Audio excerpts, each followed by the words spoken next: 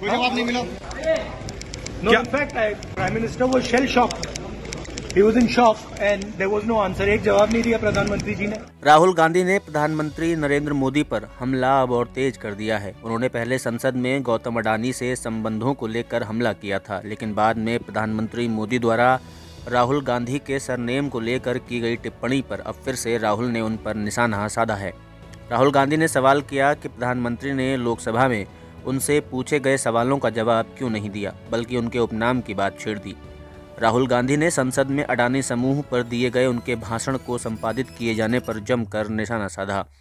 उस भाषण के अधिकांश हिस्सों को रिकॉर्ड में रखने की अनुमति नहीं है। राहुल ने कहा, प्रधानमंत्री सीधे तौर पर मेरा अपमान करते हैं और उनके शब्दों को हटाया नहीं जाता है, लेकिन मेरे अधिकांश भाषण को संपादित कर दिया गया और संसद के रिकॉर्ड में नहीं जाने दिया गया। राहुल ने यह भी दावा किया कि उन्होंने संसद में भाषण में जो कहा उनके पास वो सब सबूत हैं और उन्होंने लोकसभा अध्यक्ष को लिखित में बताया है। साथ में वो ये भी कहते हैं कि हालांकि उनको उनके भाषण के हटाए गए अंश को फिर से रिकॉर्ड में लिए जाने की उम्मीद कम ही है। राहुल आगे कहते हैं, कोई फर्क नहीं पड़ता, सच्चाई हमेशा सामने आती है। आपको बस इतना करना है कि जब मैं संसद में बोल रहा था तब मेरे चेहरे को देखें और जब वो यानी पीएम बोल रहे थे तब उनके चेहरे को देखें। राहुल की ये प्रतिक्रिया तब आई है जब संसद में प्रधानमंत्री नरेंद्र मोदी पर टिप्पणी के लिए बीजेपी सांसद निशिकांत दुबे ने राहुल पर विशेषाधिकार हनन का आरोप लगाते हुए शिकायत दर्ज कराई है।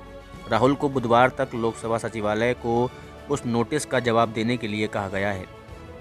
राहुल ने पिछले हफ्ते राष्ट्रपति के अभिभाषण के मोशन ऑफ थैंक्स पर एक बहस में प्रधानमंत्री मोदी पर जबरदस्त हमला बोला था। निशिकांत दुबे ने राहुल के खिलाफ विशेषाधिकार हनन का नोटिस देते हुए स्पीकर ओम बिरला को पत्र लिखा। उसमें उन्होंने राहुल पर पीएम मोदी पर बिना किसी दस्तावेजी सबूत के सदन को गुमराह करने का आरोप लगाया है। उन्होंने आरोप लगाया है कि उनकी टिप्पणियां अवमाननापूर्ण, असंसदीय और भ्रामक थीं।